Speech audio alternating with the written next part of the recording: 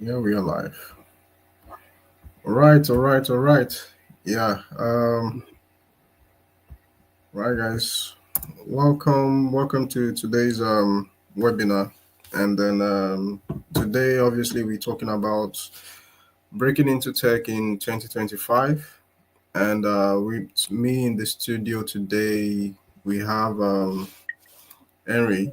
Um, he works as a web uh, as a software engineer and a DevOps developer as well.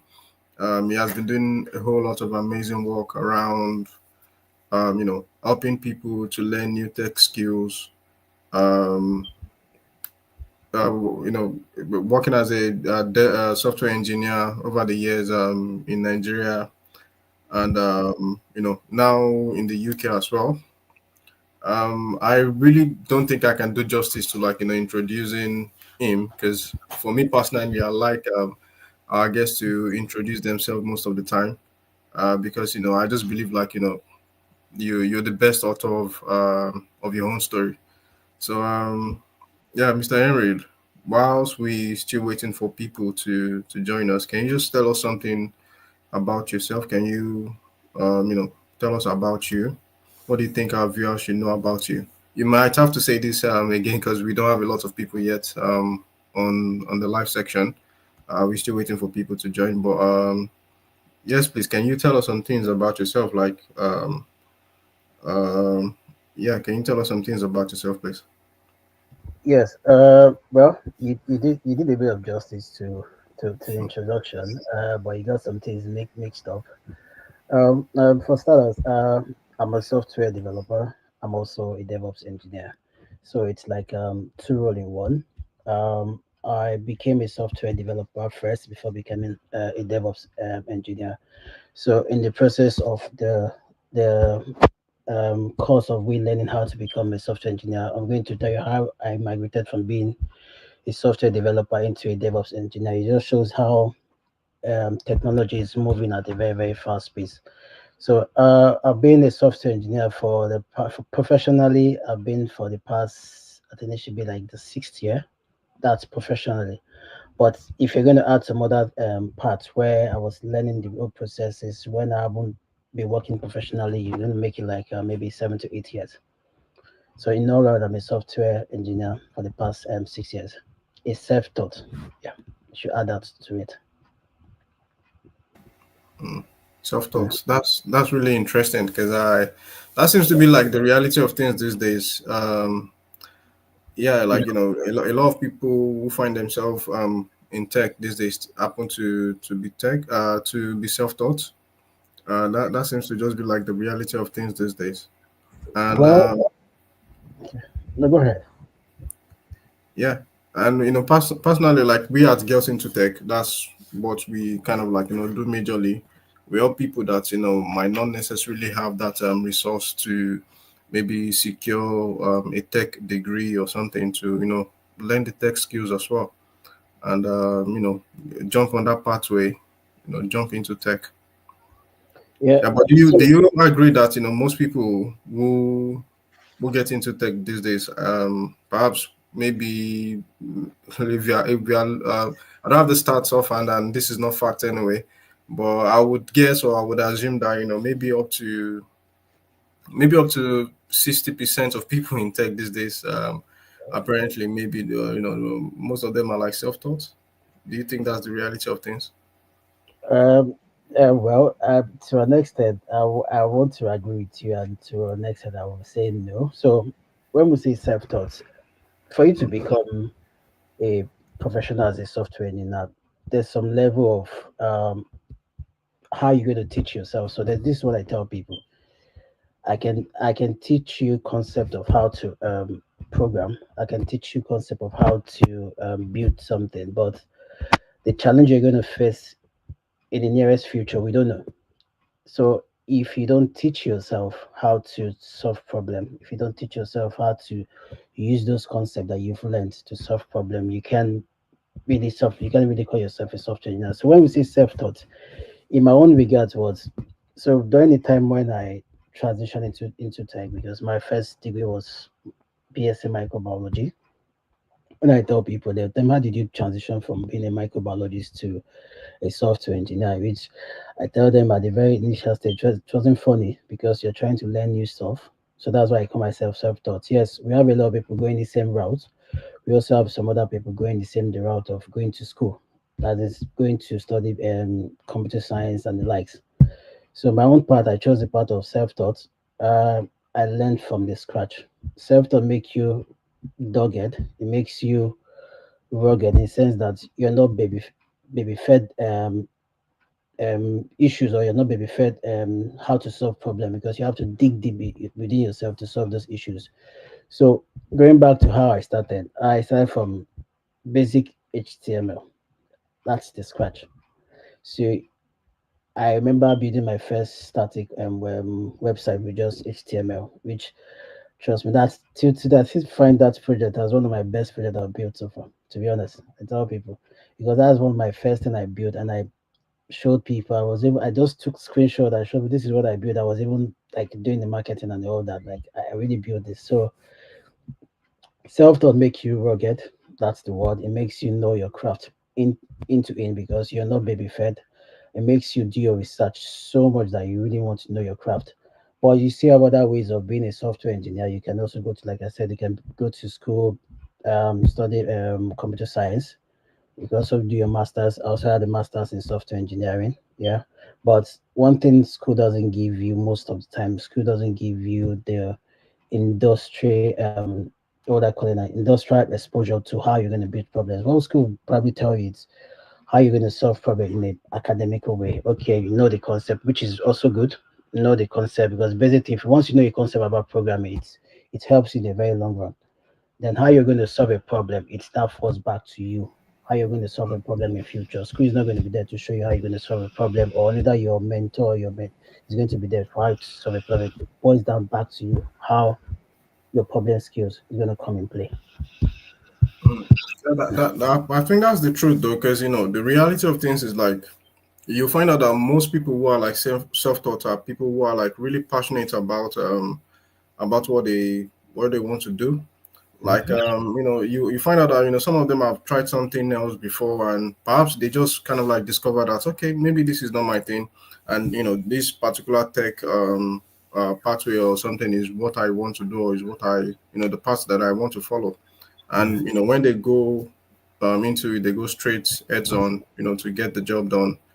That seems to be kind of like different from someone who maybe was even forced to even take a tech degree or something, or it was the only option that they could go for, in uni. So this level of passion sometimes seems to be different. I think we have some people already with us. So if you're watching us right now, let us know where you're watching from. If you're watching from Lagos, Nigeria, from Port Harcourt, from the UK, anywhere around the world you're watching from, let us know. Please just drop a comment in the comment section, and let us know where you're watching us from. Right. So again, we have Aaron with us today. He works as a DevOps developer, and at the same time, a software engineer. I'm not making that mistake. That's not I think you're still making it. So maybe I should break it down at this point. So okay. um, DevOps is about automation. DevOps is just a way. What would I call it now? So it's just you're bringing IT operation, you're bringing software development into one box, trying to make automation processes seamless. That's the way I can explain in a very simple term. You have your software developer, which they're going to write the code. They're going to write the code, whichever language the organization choose to write the code. Then you now have your DevOps team taking that said code, pushing that set code into the cloud, or pushing that set code into the public domain, so that viewers out there can see the project, or can see what the organization is all about. So DevOps is about automation. Software developer is about building and writing those codes. Yeah. I hope that clarifies when you mix it up, when you say DevOps developer. So it's a software developer and a DevOps engineer. Yeah, for me personally, like as someone who do a little bit of front end web development, I think that's a shame. But I think that is one aspect of like maybe this whole tech thing that is not really It's clear evolved. to me. So like I was on a call with someone, and so one of our discussion. Most times I speak to people, even in the tech space, I do try out questions like this. I ask them, "Do you think AI is going to take your job?" Mm. I'm asking you that. Do you think AI is going to take your job, or is going to? And I don't think so because at the end of the day, someone still need to put the prompt into AI. But again, that is just for now. In the next future, we don't know. AI might just be able to, there might be an automative process to even create prompts, and AI just carry on do the work for the next 2, 4, 3 months or maybe years. But so let me answer the question. Truth be told, AI is going to. I don't use the word take your job. So AI is going to redefine a lot of jobs. Mm, So some job are going to be made redundant. For instance, let me look for a simple one that you can easily relate to. Let's take a job description of a data entry, where your job is just meant to input into the system manually. mm, I can build a service that does that. A service that does it's going to be faster, it's going to be error free, and I don't need to pay someone to do that. AI or technology has already taken that part of that person's job. But mm, now, if what I said is going to redefine people's job is that if that said person now said, okay, yes, with the way trend, the way technology is going now, if I don't redefine my skill set, am I going to lose this position which I'm in? So if the person chooses to redefine itself and start going towards the AI route and build that same service which I said I'm going to build, the person is still going to retain his job. So that's why I I see. said AI, yeah, AI is redefining a lot of jobs. It's going to make Mm, a lot of manual job redundant and redefine a lot of jobs where people have to now upskill themselves. So that's why I tell people that see yourself like a software. Now and then, even on my system, I do get different versions. You need to update to this version. Gone are the days we don't have AI. You need to bring yourself. Gone are the days there was not even DevOps. DevOps just sprang into life. I think during the COVID period, that's when it came into life more. So a lot of new job roles are coming out.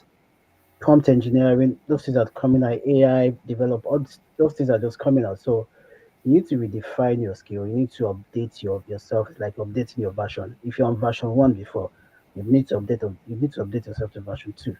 If you're on two, mm. you need to update yourself to version three. So you have to be up to what is in the market now. If not, you're going to lose out on job. That's the way it is. Yeah. That's interesting. That's interesting. Like yeah, the reality of things is like there would always be change, and Mm, then yeah, things are changing rapidly. Things are yeah. changing rapidly. Like sometime around, was it 2 years ago? When this whole metaverse um trend was all about, and everywhere there was a serious demand for like VR and virtual reality engineers and people who can create a whole lot of things around VR and things like that. But that seems to have died down now anyway. But I would not think that would be the same case with AI. But talking about AI, and then let's come back to the main topic of this video before we go wild in the whole about the whole tech space and everything. But just before we go get into that, let me just acknowledge some of the people that are watching us.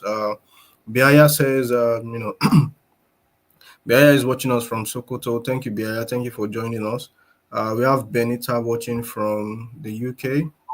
Thank you, Benita. Thank you for joining us. And then yeah, all right. So yeah, let's get back into it. DevOps, yeah, DevOps. Yeah. So me myself, I'm confused, and but from the few things that you've just said right now, it sounds like DevOps seems to be that kind of job that is not going anywhere anytime soon. Like take for example, maybe a front-end developer, maybe AI can even take your job, because these days ChatGPT creates code or whatever, and the like of things like that.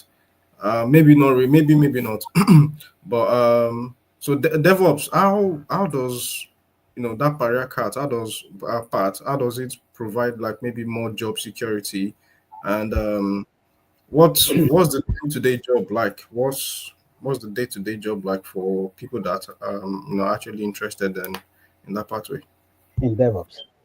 Yeah, So at the moment now, DevOps is viable. DevOps is very attractive. A lot of people want to go into DevOps, not just DevOps. A lot of people want to go into data analysis. A lot of people, even front end. So yes, AI can give you. So this is why I tell people: if you're a front end developer, try as much as possible to start working yourself to become a full stack developer. I will tell you why. Yes, some chatbot can create UI, right? Some chatbot can give you code, but no organization will want to give chat or any AI tool to write the backend services, because the fundamentals of you writing a backend services, you need security. That is the core architecture of any application you're building. You don't expect a banking system to give um, a job to someone that is going to put their they reach out to ChatGPT to how to write a backend service for a bank, because number one key thing I said, if security because if you're writing a code, security is one of the things you need to pay attention to with the level of hacking these days. I'm sure you're here in the UK. If you know the way hacking even work, they can even hack into your WhatsApp, hack into your phone. So if you should build a backend server with not a good security feature, trust me, yeah, yeah. you're Hacking is crazy in the UK so currently. But we, the we'll touch on that before we close today. yeah. Hacking. I think I'm interested. I would like to ask some few questions. But yeah, let's get back into it. So for DevOps, it's variable at the moment. But I will tell you another thing again. There's another thing that is springing up now. So for DevOps, we write script, right? We write code. We also write code in Terraform. It's very easy to. We also do a lot of CI/CD that has to do with pipelines. So there's something I saw was it some few days back where AI is already they're using AI to automate some of those processes. Now, for me, I'm already looking at that aspect of okay, now if AI can do some of because AI can write some script for me. It's just for me to just modify it and tweak it and play with it. If I'm looking at AI looking at that direction, what do I have to do? Like I said earlier on, if you're on version one, you need to keep updating yourself. I tell someone like if you're in the tech space, especially the technical skills area, see yourself like a medical doctor. You read a lot, you source for information a lot. You want to be at the top trend of technologies where, okay, this is what is in stake now. Let me get myself with used to that kind of technology because one, getting yourself used to those technology, you make yourself look as in salary wise, your salary is going to be good. Nobody wants to lay you off because you are very, very valuable to the team. Mm, Two, it makes you well if you put on your CV for jobs, trust me, a lot of people will come for you. Today, if you tell people that you're a DevOps engineer, you're good with AWS, you're good with Azure, maybe you're good with maybe basics of GCP, people will come for you for just AWS. It makes that's you very, very attractive. Like I said, keep updating yourself if you're in the tech space. Look for source for informations, read articles, look for tutorial videos, watch them, go for tech conferences, reach out to people and find out what is really happening. I went for AWS this thing was it last year here in London.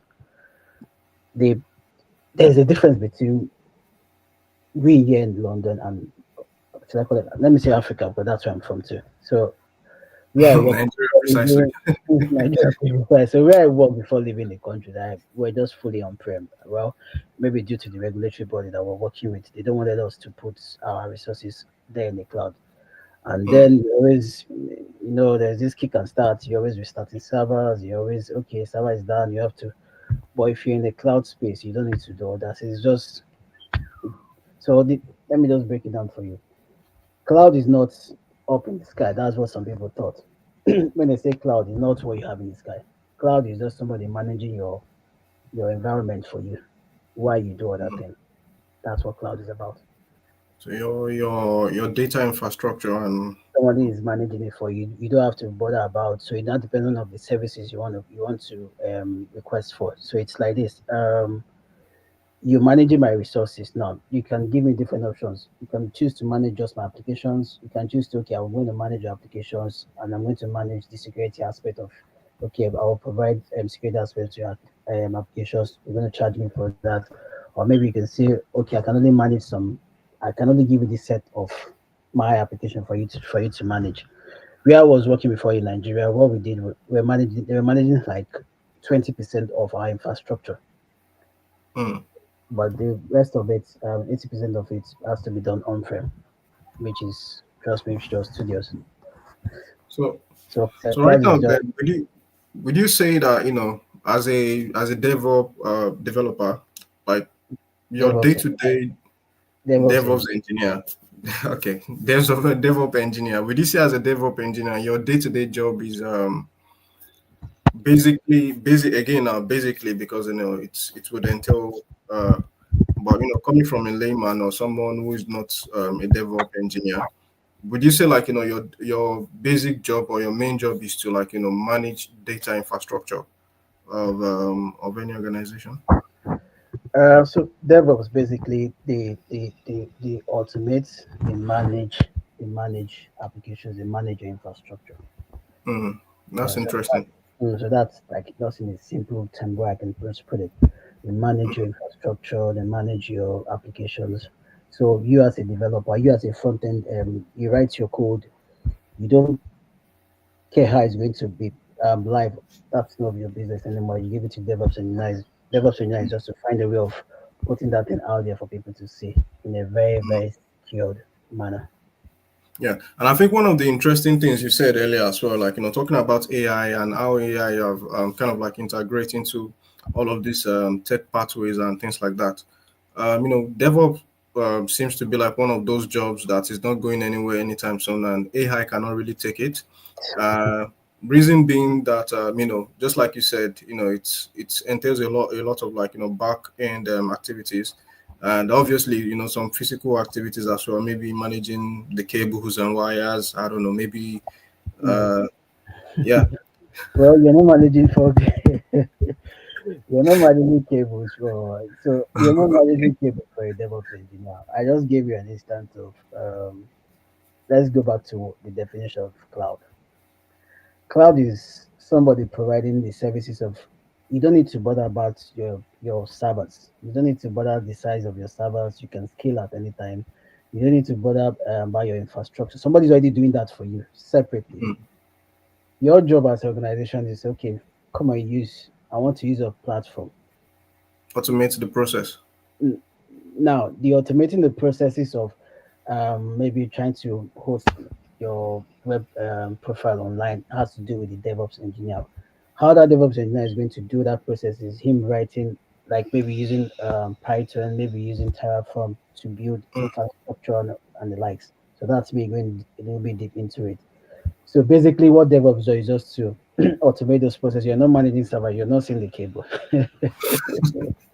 So you're who are not, those people that who are those people? Sometimes when a company is getting hacked or something, when yeah. we watch movies, there are these people where they'll call on them and yeah, unplug the cables and who are those ones are not DevOps? Who are they?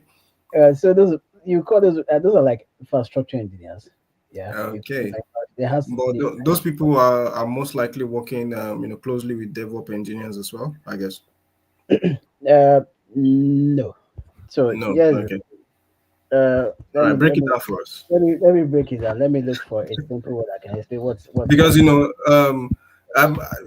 I'm I'm trying to like pretend like I don't really understand because most of the time when people say DevOps and cloud engineer, immediately people think, oh yeah, plug cables, manage cables, and Uh, manage all of those data infrastructures that companies use and everything like that. But yeah, okay. but really for people who do the job, that is not really the job, is it?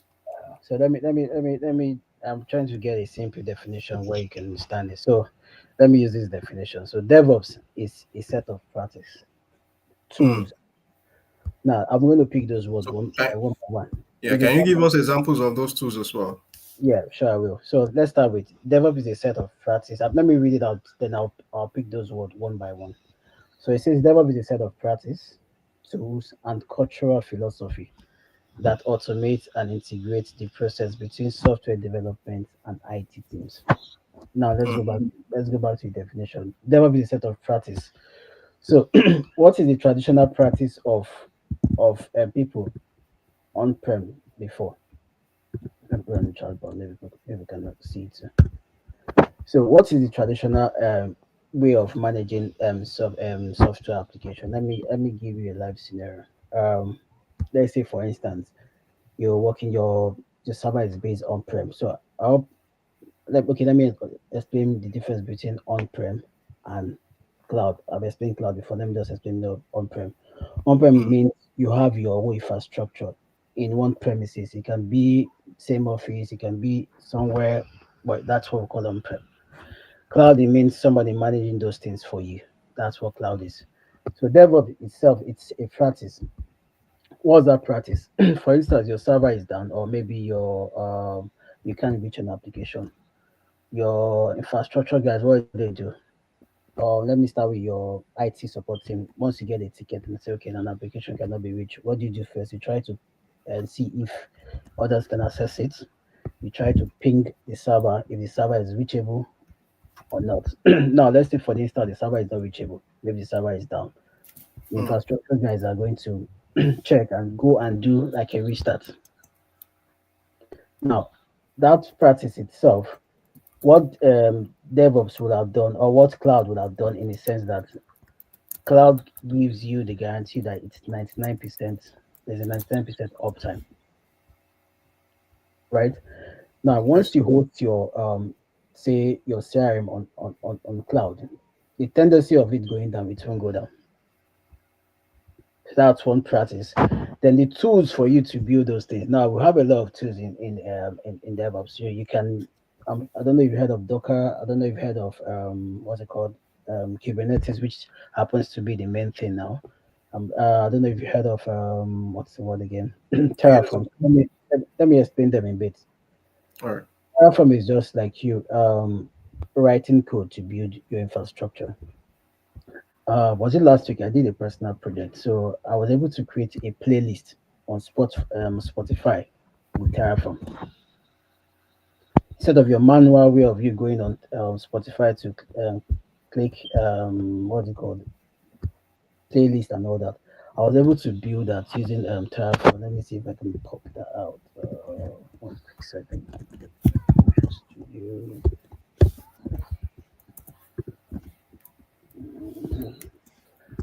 While I wait for it to come up, what's the next one? No, no, one second, please.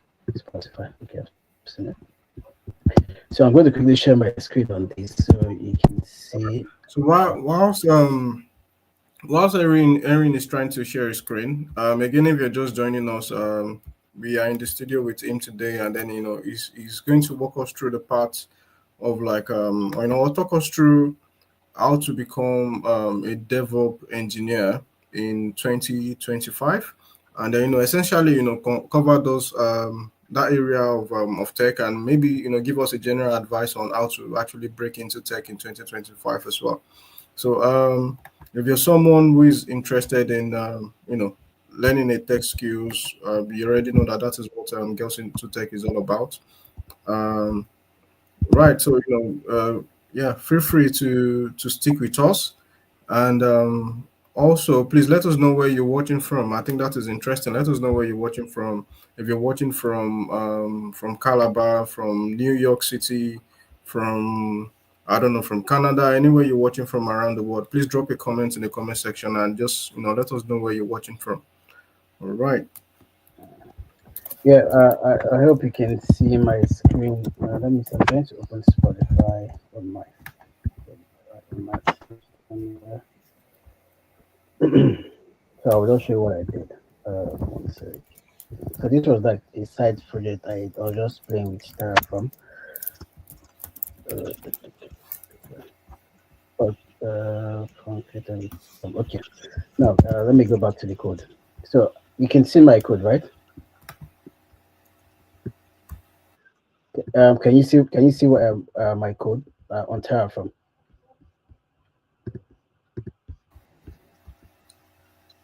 Tobi, can you see my code?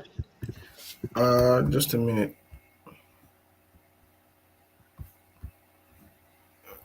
Okay. Yes, we can now. Yes, we can. Yeah. Okay. So nice. So basically, this was just a simple project I just did. Now, this was what the project was meant to do. Create this. I created this playlist. I'm not subscribing to you guys. I created just this playlist with Terraform. I didn't do this manually. I Mm, automated this process. Created with Terraform. So this is what you're seeing here. This is the code. interesting. I'm trying to. For the sake of now, I'm not sure if I should explain this. You might not be able to understand this, but this is what this gave us. This what you're seeing there. So instead of me going through this route of clicking create and create a new playlist, I just did. So this is a process of me automating this process. I don't know if you follow now. So instead of me doing it the manual way, I just come to this place and click create.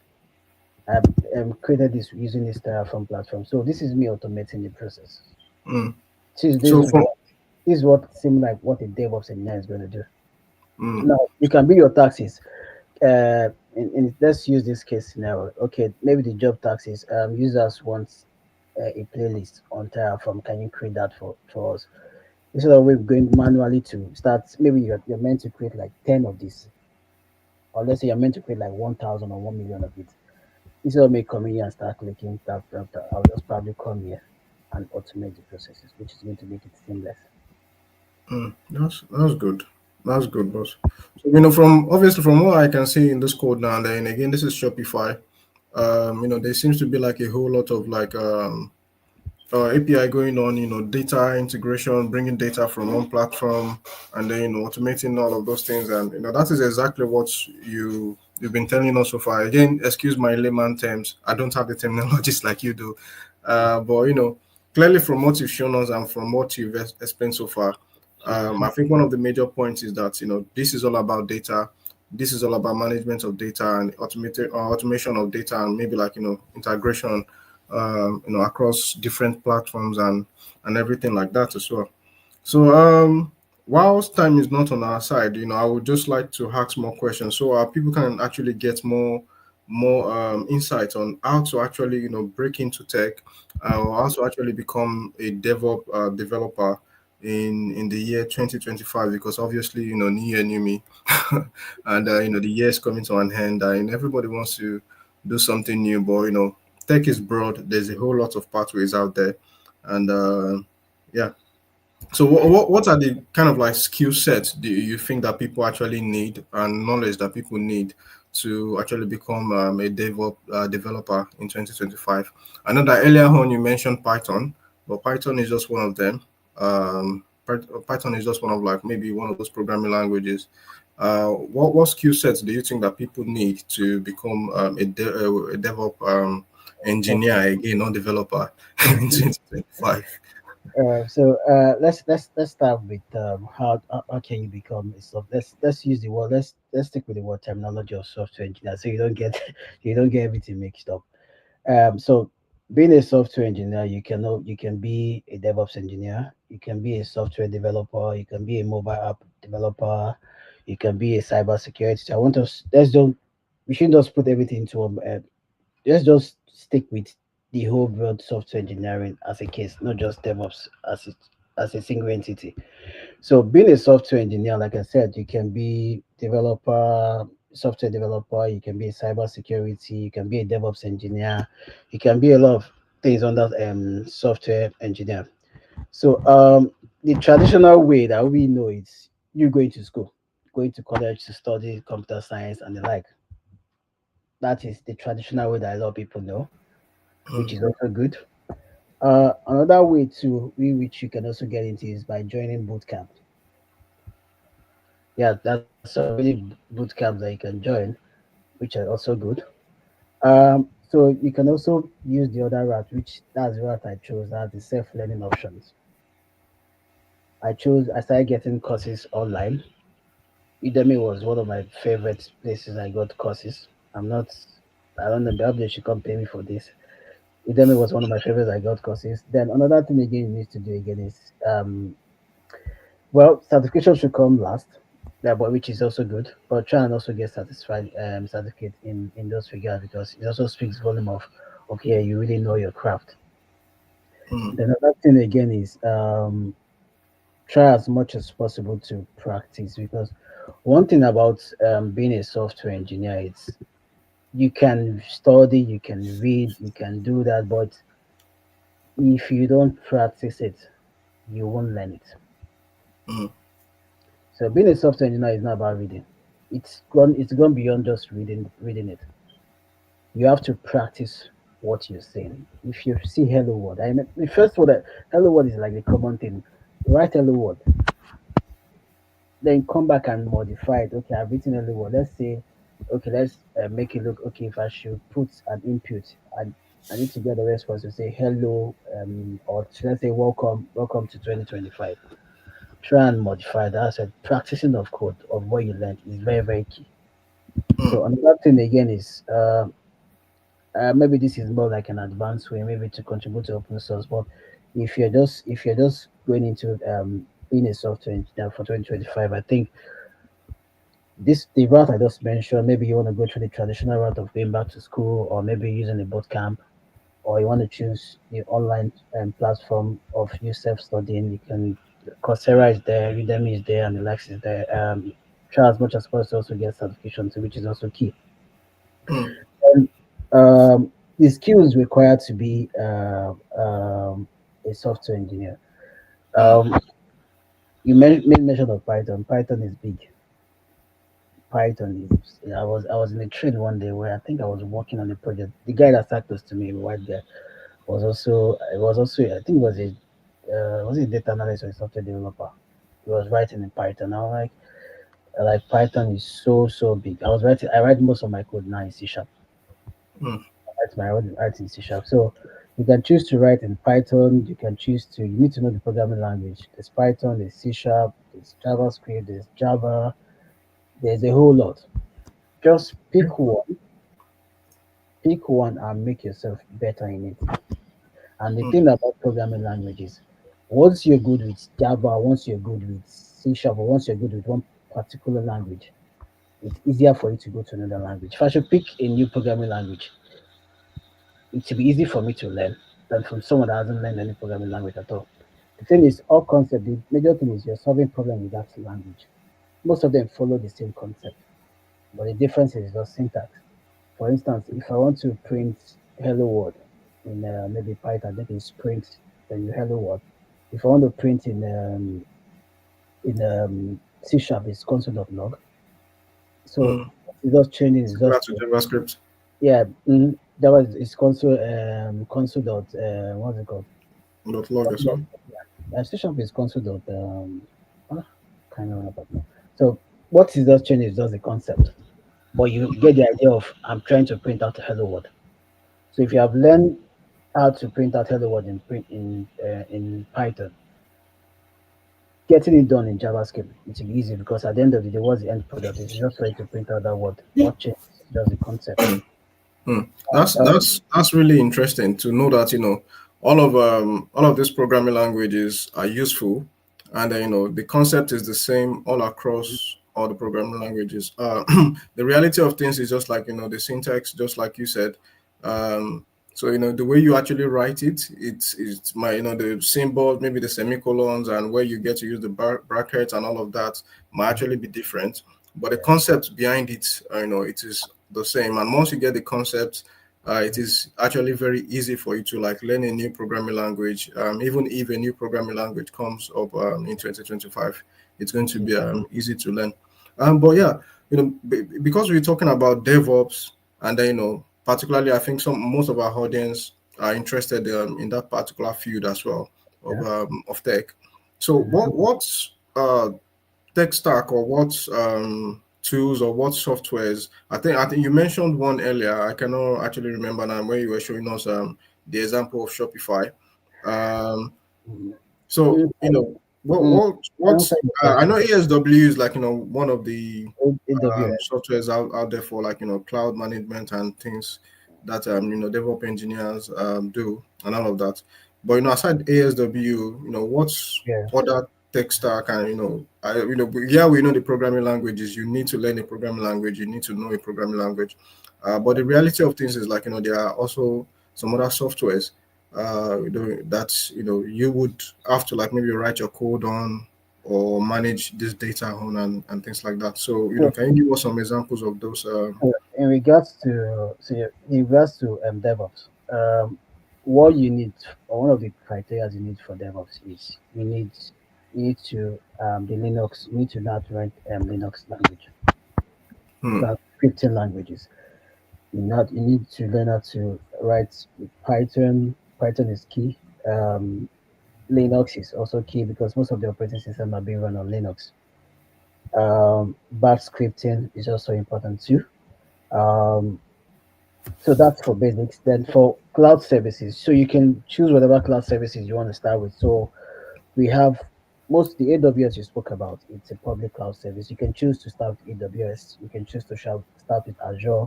You can choose to start with GCP. That's Google Cloud. You can choose to start with there's this one I play with most times for my work. Ocean, is it Ocean? I can't remember the full name now. But there are various public services you can play with. But Hmm. having the fundamentals of you can script, you can write, you're good with Linux operating system, because if you're building a EC2, an EC2 is just like an instance in AWS, which maybe in the subsequent classes we can do something on EC2 and some services on AWS. So Hmm. me spinning up an EC2, it's a Linux environment where most of those applications are being run. So I see. if you're not good with the Linux environment, you might want to look at that aspect and brush your skills regarding that.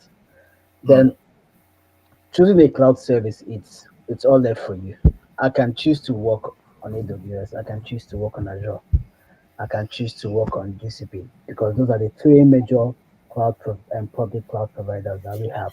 And what you do on those platforms is the same. Is there any difference? Like, maybe the way you. Same, you have your. I can create an instance on EC2 on EC2, which is AWS. I can create an instance on what's it called on Azure.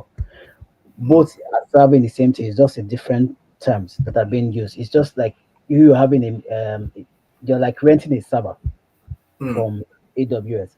I'm renting a server from Azure. They're both doing the same thing.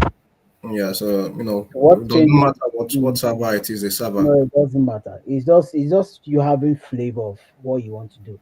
So company can choose to I want to use AWS as my tech stack for my organization. Some organization want to choose Azure.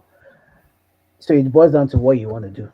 For instance, I can choose a project. Okay, what I just showed you now was being done in AWS. I can choose that same project and get the same outcome in Azure. So it just Hmm. boils down to preference, what you want to do. So it's just like you having different road. You choose to follow road A to the market, or you want to choose to follow road B to the market. So it's Hmm. just what That, choice. Mhm. that's good. That's good to know. That's good to know. Sorry, just Um. to, sorry to Right. cut you. Sure. Just to add to it. So the scripting I showed you, Terraform is also key too. Hmm. Terraform is also key because you don't want to have people going into your console. Console means, for instance, I want to spin up. Let me stick with the word EC2. At least I've said that a couple of times. Traditionally, I can go to, let me see if my AWS is up. Let's see, one So, second. whilst you checking your ASW, AWS, I said ASW. Um, so, is any of this platform, is any of them open source and free, or is it like a paid service or true?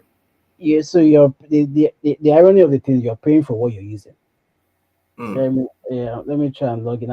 Well, maybe I should Yeah, show because you. I'm just thinking of, for the benefit of those that want to learn. Mm. You know, paying So for. the thing is, you can so you get some free amount of services when Oh, you okay, they are free trials.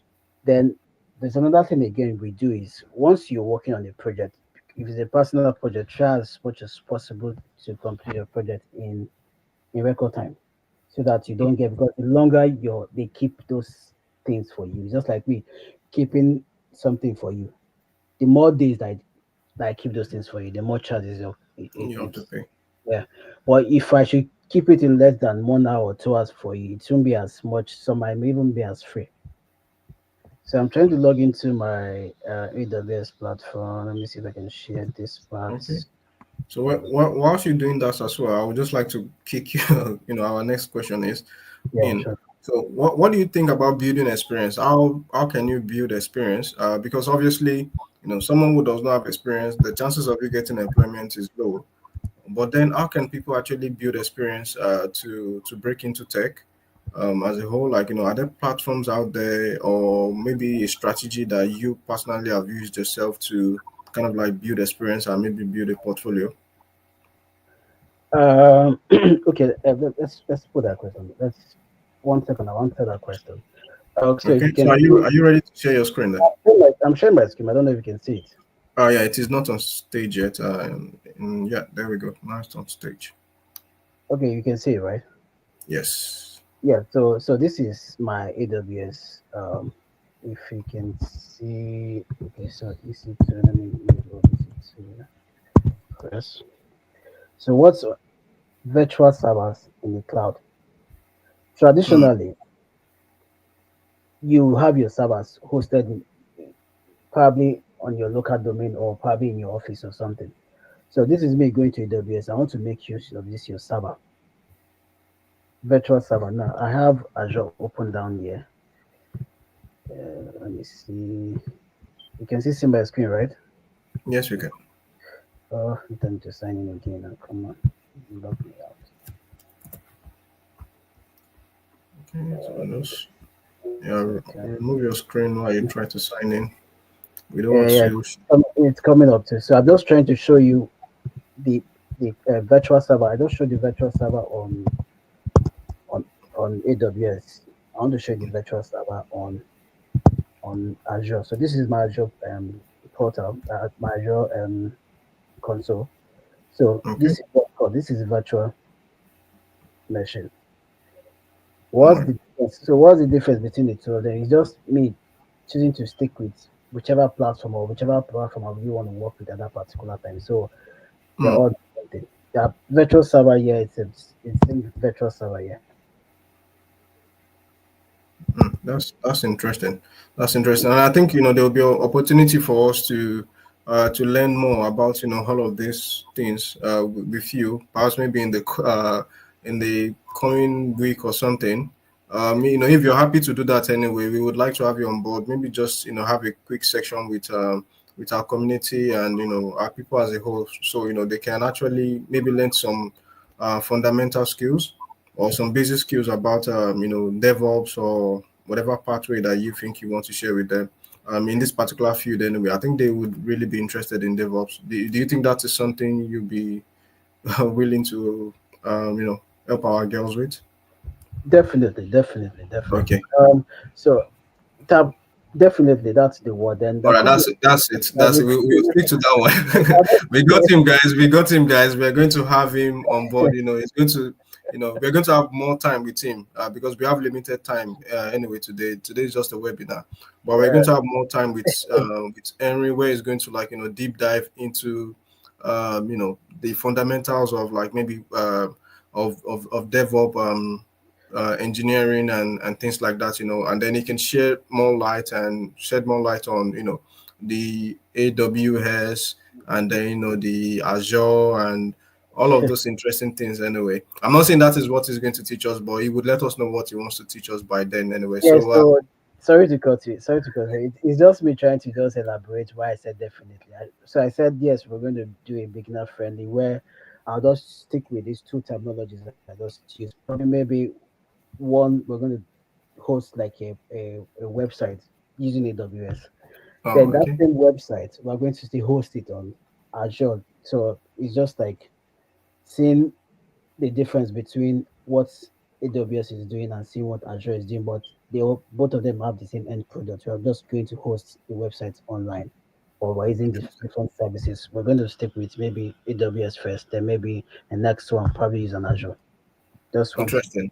So, get one thing that I'm happy about is that you coming on board to, shed more light, because trust me, everything that you've said just now is interesting, but immediately comes here, it's out of my head.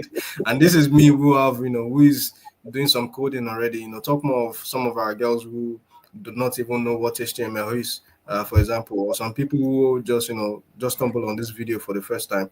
So there you go, guys. We're going to have a beginners friendly class where Mr. Henry is going to dive more into all of these things, and then and point you in the direction as well on where and how you can actually learn more and become a DevOps engineer in the nearest future.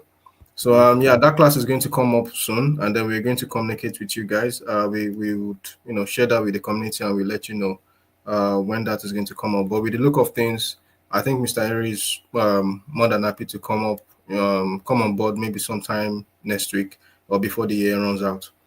Um, yeah, he has agreed to that, so that is sealed. Yeah, so I think the next question that I kind of like yeah, have to I, rem- yeah, I ask, remember your question that you asked. So to quickly jump into the question you asked, so how do you yeah, build up building experience. experiences? So one of the things I will start with is I'll use the word start small. It Hmm. brings me back to the first thing I started. I said to you today, one of the best projects. It might not be as elaborate as buoyant as it's my first static page. It's just simple HTML. I didn't use CSS. That has been one of my best projects I've built so far. Why? Because it's just like the first thing you build and you show it to people, and people are like, oh wow, you did something like this. For instance, this next week they were looking about building something AWS, just a simple beginner friendly something. If you can do it on your own, there's this joy that comes with it and said, I was able to do this on my own. And you can share with people that, yes, I was able to do this particular project on my own. There's this fulfillment that comes inside of it that, yes, I did this on my own. So, like I said, start small. Hmm. When you start small, you can just a simple basic application, then you can start enhancing that application. Maybe you can start adding more features to it and the like. So the basic thing, just get started and start small or start wherever. If you choose to start big, all good, but we encourage people to start small. So Then another that's way, yeah, all right. another way you can get experience is freelancing. But freelancing means you're already good at your craft already. Means yes, for me to give you a job to come do for me means you're already good at it. But that's another way for you to also get experience. Then another one is internship. Internship is key. Yeah. So so there's a difference between. I remember when I had my first internship when I was given a live project, because there's one thing for you to be building like on your own personal space, and when they give you a live production, something is going to go live for you to build. Yeah, I had a little fear when I first started, but as time goes on, the experience kicks in and all that. So I was able to gain confidence over it. So the one thing I always tell people again, yet again, is if you're building projects, try and look for projects that solve business problem. Don't just go for a random project that, oh, everybody's going this route, everybody's going this route. Try and look inward. Okay, what is one task I can do in my house and use technology to solve it? Try and look Interesting. for business idea problems. Okay, if I should solve this thing, because at the end of the day, if you can create a solution that solves a business problem, you can choose to sell it. Hmm. You can choose to take it. Okay, you can choose to move it to a company and say, I built this thing to solve this particular problem in your organization. You get paid for that. So yet again, internship is also good. Like I said, if you can get an internship, it's good. But trust me, before you get an internship, they want to look at what you've done so far. So What you've done already. starting small, the part I said starting small, they will ask you what you've done. Okay, this is what you've done. You're able to show them this is what I've done so far in my own spare time, and they'll go, Hmm. okay, this is we can bring this person. But if you don't have anything to show for it, Trust me, getting an internship might be difficult, except, well, I rest my case in that regard. Yeah, Well, but in that regards, again, I would just like to ask because I kind of like know that it is possible to kind of maybe to join some small communities.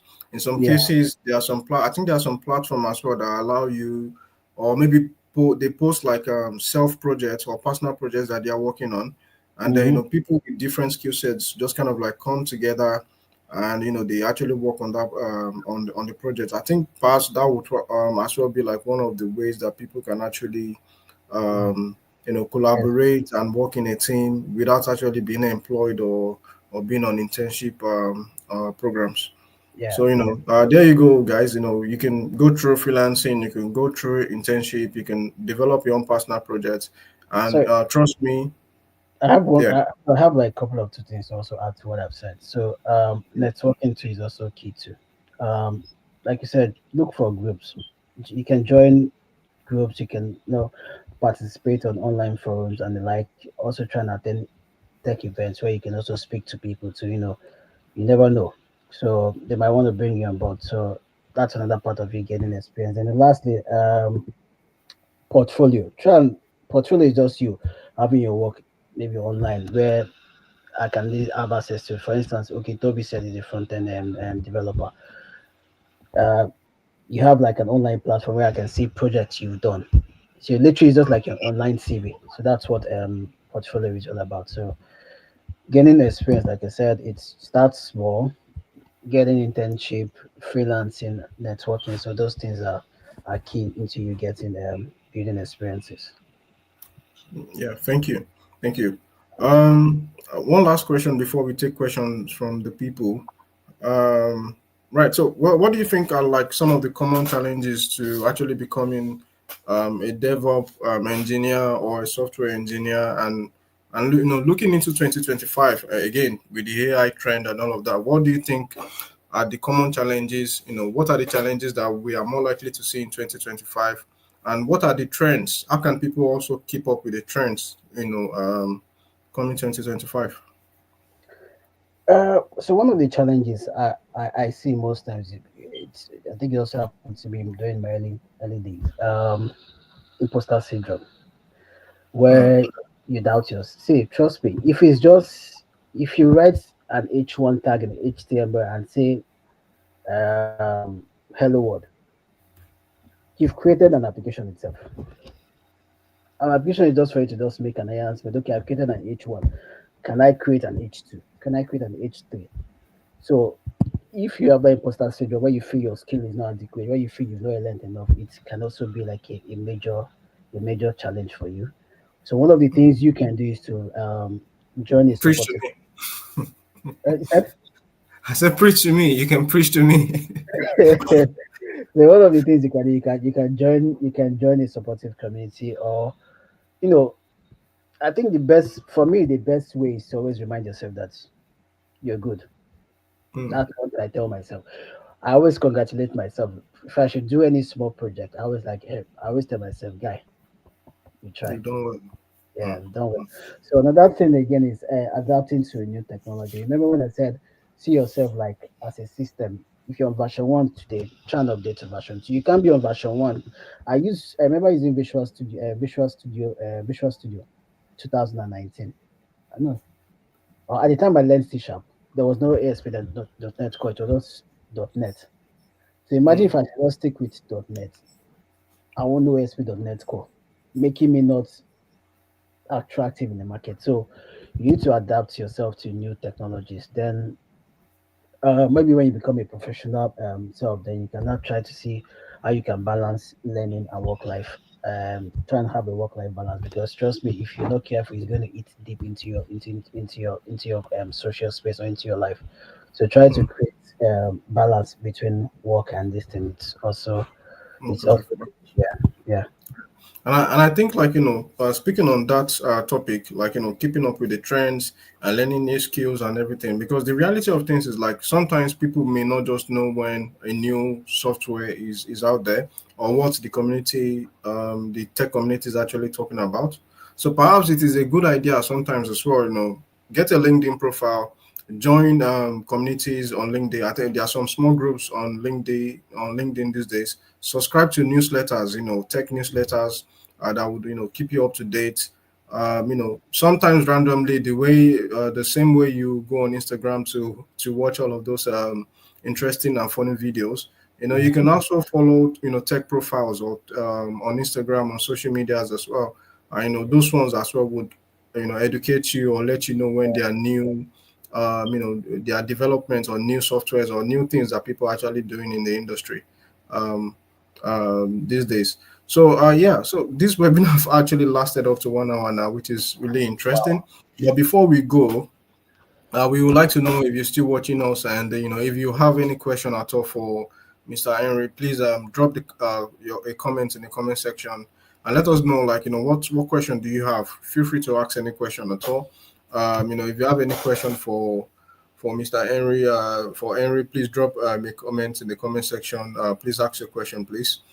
So yeah, we'll be waiting for your question. So whilst we're waiting for the questions to come in, do you have anything that what do you have anything that you want to share with our viewers again? Like, what is the conclusion to all of this? Like, what are the key points that you think people should take away from today, even if if they did not actually learn anything or listen to anything at all? What is that key thing that you think they should take away into 2025 if they want to, like, break into tech or become a DevOps developer?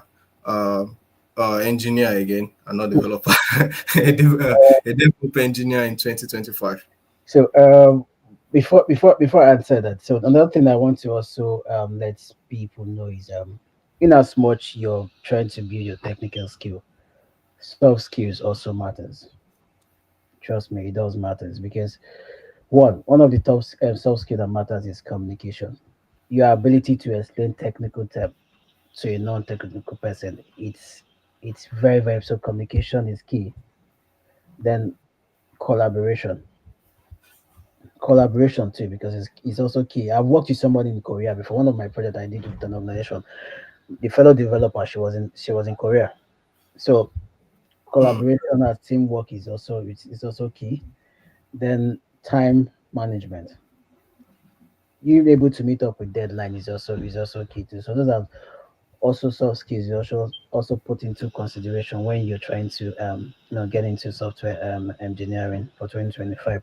But like you said, the question you asked, what I could say is don't doubt yourself. Start small, no matter how little it is.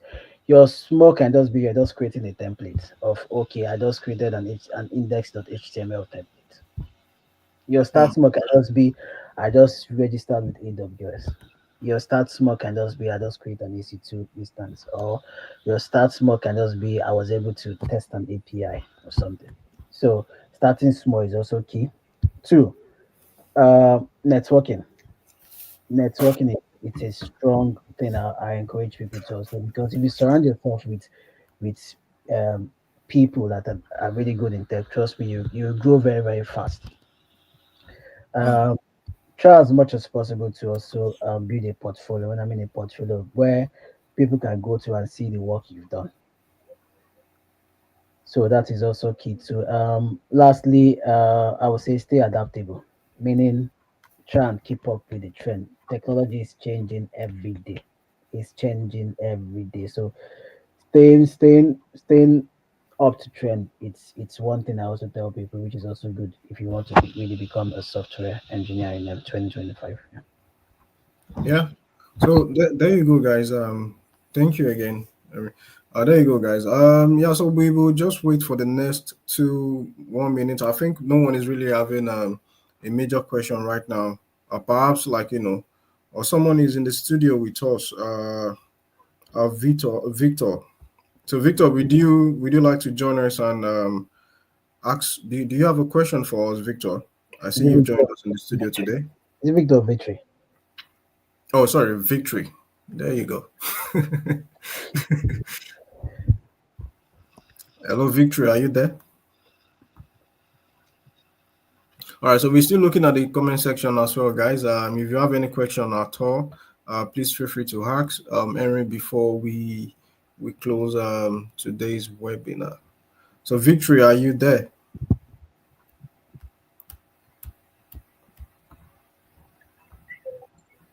Hello, good evening, sir. Yeah, good evening, Victory. Yeah, so I don't know. Have you been listening to us so far?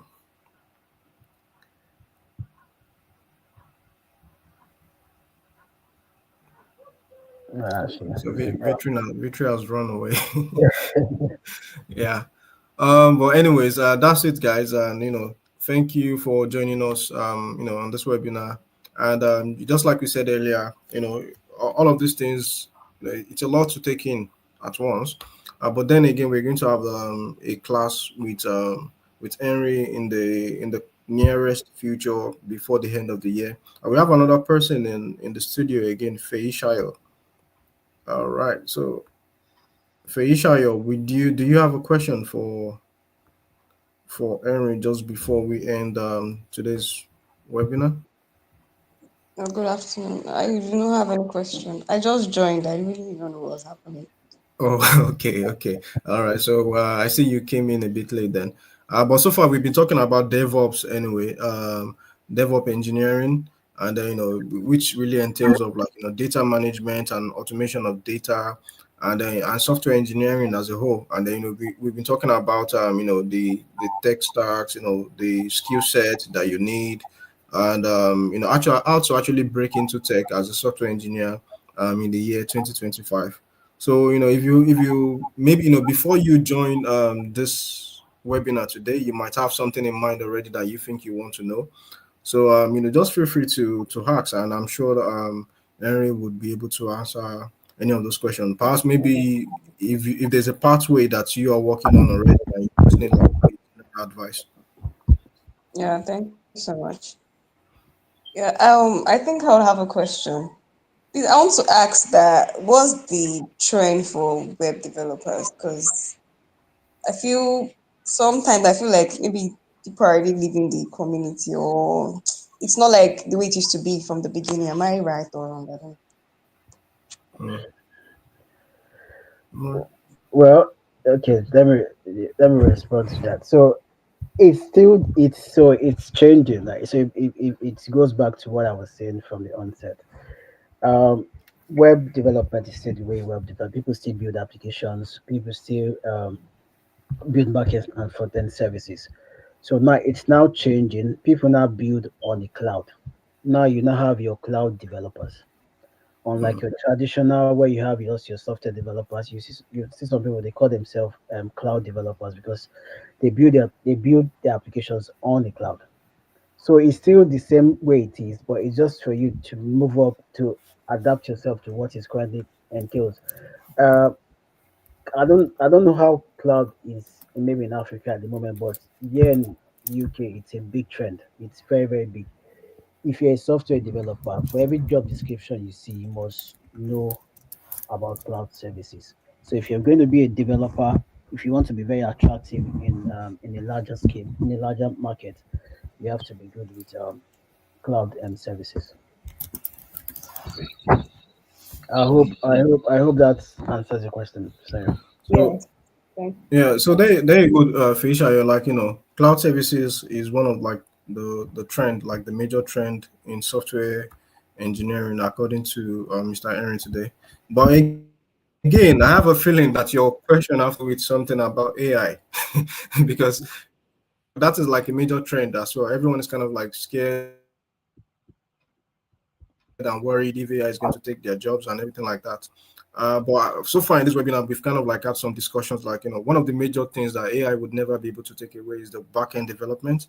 So if you're a front end web developer who just maybe know only HTML and CSS, perhaps now is a good time to start thinking about learning a programming language, JavaScript, Python, and the rest of them that would enable you to become a full stack.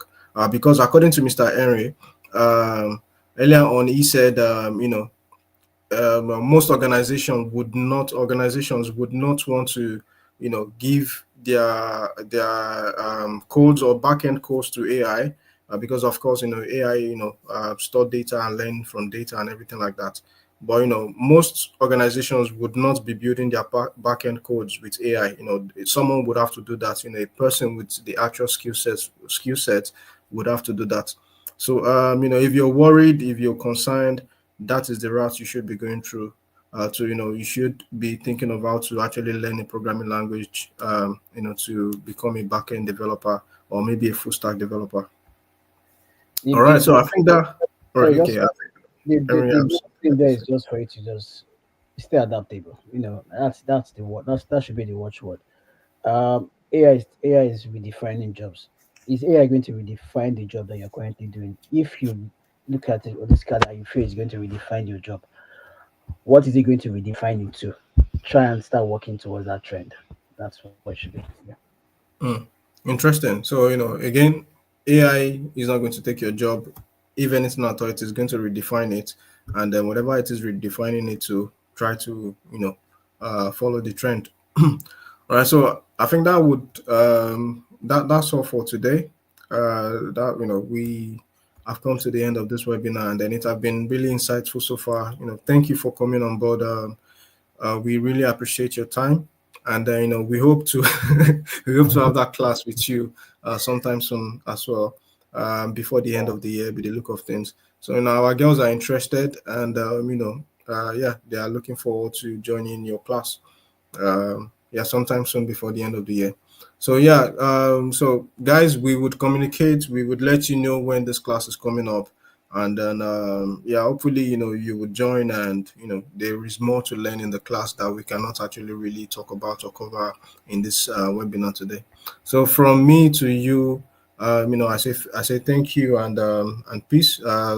Henry, do you have any shout outs you want to give, maybe to your kids, to your wife, to I don't know. And Christmas Well, is coming as well. Like Merry just Christmas in advance, just a guys. Merry Christmas to everyone. Enjoy, Sure. enjoy the celebration. That's what I'm saying. Yeah. All right. Yeah, So that's it. Merry Christmas in advance. Happy New Year in advance and all that. yeah. And then yeah, we'll see you guys in the next webinar, and then we'll see you in the class as well. So thank you for joining us today, and yeah, bye.